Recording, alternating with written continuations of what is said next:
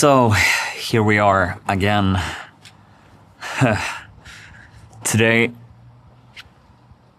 I was like, I'm meeting my fiance's family in like 20 minutes, and me and my fiance has been in very different places in our grief the last couple of days. For those who don't know, our son passed a month ago, and me and my fiance, we want the same thing, but our grief looks a little bit different from each other. So for me, it is to, like, we both want to have kids again. And I've just felt now lately that I just need to be in the bubble with my son. And at the same time, I think I will really soon be open to have kids again. And I am open to have kids again. But right in this moment now, I just want to focus on the grief that I'm in without thinking about what's to come. And we can just leave it at that we are on different spots here within ourselves. And so there's been some conflict. And she hasn't felt seen. I haven't felt understood in my where I am and what I need. And so, you know, it's easy to like consider if the other person is meant for me or not, or, you know, when things get really difficult. And when the relationship is really tested. I had a coach telling me this once, that you know that it's your person when you have been battle tested. And what they meant by that is basically that, like, if you haven't been through hard times with your partner and gone through it together, the relationship will fall like a you know, a house that isn't really have a solid foundation. You need to have that solid foundation first in order for the house to be grounded and steady, right?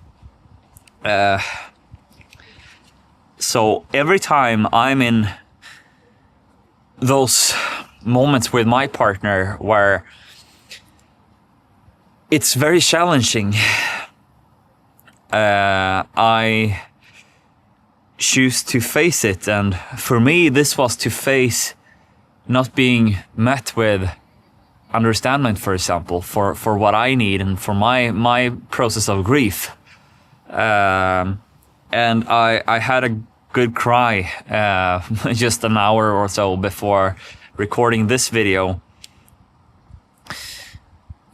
to just like acknowledge that part of myself that wants her validation, and for her to see where I am at. And it's important for me that she understands me, but it's also important for me to like not be dependent on her understanding in order to feel good about myself. So I really went there to the grief that came up in me of not being understood and met, and in this hard period of time where it's like I really just need to have a breathing moment with my son, and I think I will be open really soon to have kids again. And I know that she's my person to have kids with. So there's no hesitation there really. It's just that I need this moment of space and just like be with my son and grieve my son in the way that I need.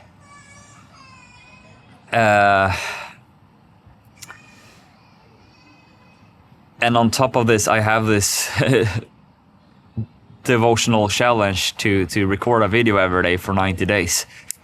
And I feel like this is a great space for me to like ventilate what's going on within me, and also maybe someone will resonate with what I have to say and can find themselves in a similar situation or relate to what I'm sharing here.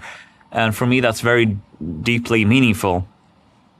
And it was a little bit challenging, to be honest, to go out today, because it's like I think I have like 15 minutes left before we really need to go, because my fiance's family, there's a family member that is have their birthday today.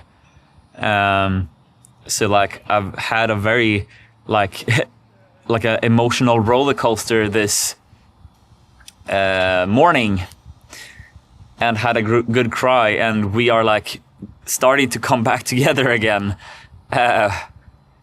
going through this experience.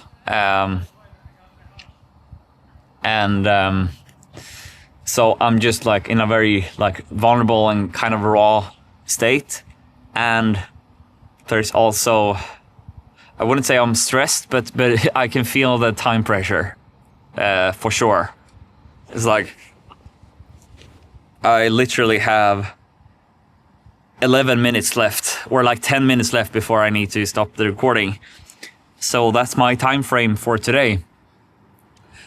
And also like the same thing with my relationship, that I build this resilience and I build this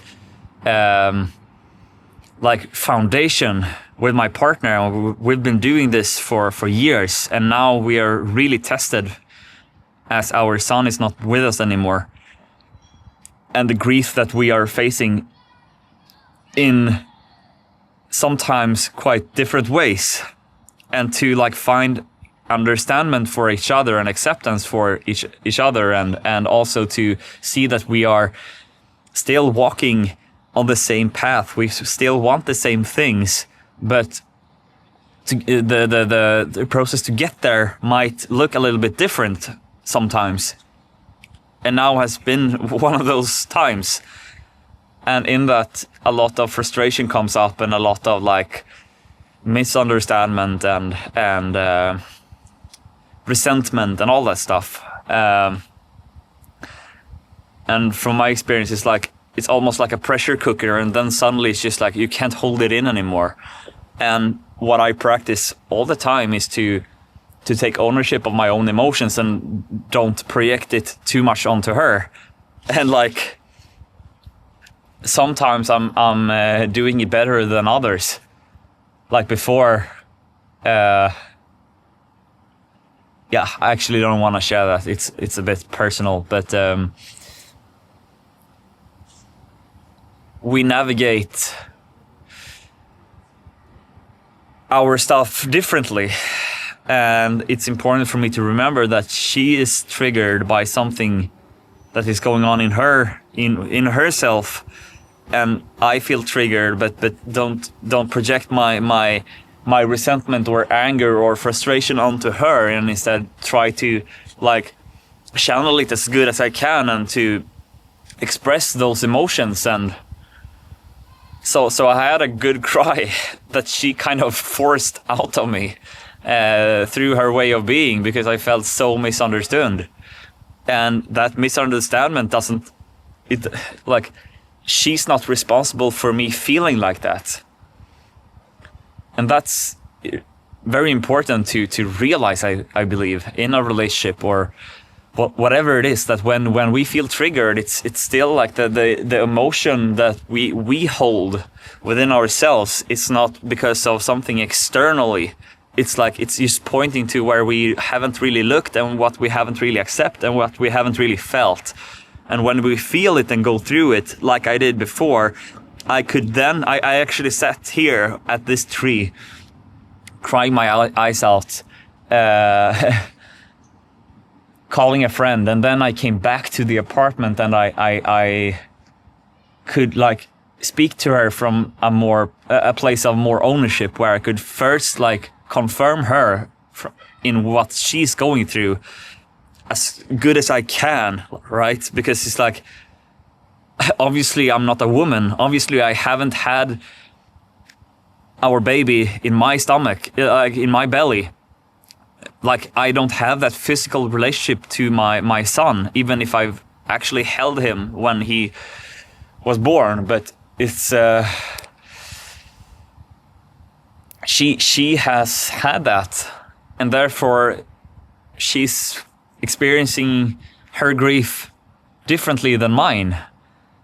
And I can only say to her that like I know that I can't understand you fully because I'm not a woman and I haven't been through the exact experience that you are going through, even though we are facing the same grief.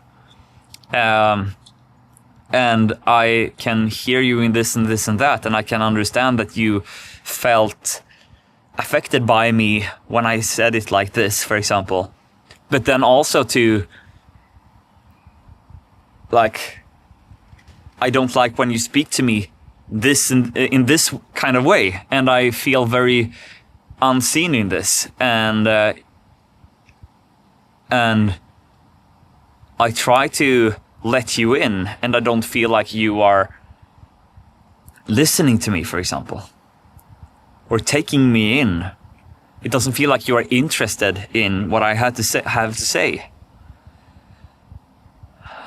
And it's easier to say that when like the biggest charge is like out of the way, through that, like just allowing the grief to come up and the tears to flood, right?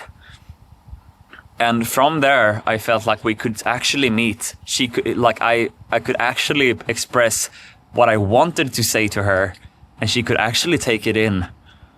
And now I just know that, like, within a couple of hours, we will be back as normal, and we will, like, just sometimes we actually do this where we just like point finger to each other, like, you know, really just like to and we have that with a glimpse in our eyes, right? So we point our fingers to each other and we take our tongue out and like, you know, make some sounds and like do it really in front of each other.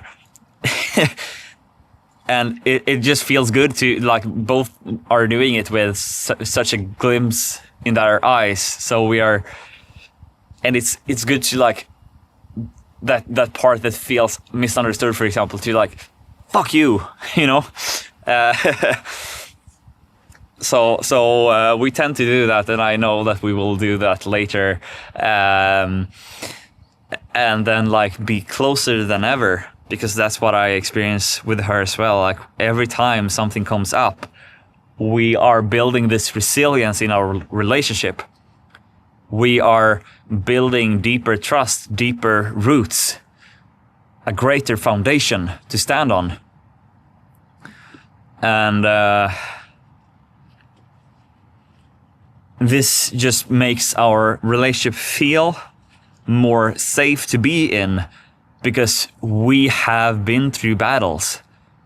We are actually battle tested. We have actually gone to the places where a lot of people would instead just like, I don't vibe with this, so therefore I'm leaving you, for example.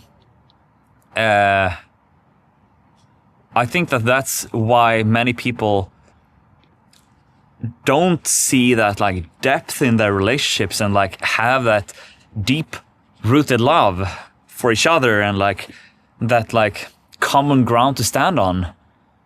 Because whenever the storm hits, they avoid it or like just go into that charged energy and they don't really do anything with the energy that is so charged. And a part of like going through it is to like realize that, okay, when I feel triggered, that's about me, not about her. Even though she had a bad behavior right now, for example, what it triggered within me is not about her. And if I make it be about her, I'm avoiding to face the pain within myself that I have yet to look at. The grief or the sadness of not being understood, for example, not being heard, not being met. That's like the fundamental needs we all have in relationships. And we express it in different ways, but like when it really comes down to it, we all just want to be seen and loved and appreciated and understood.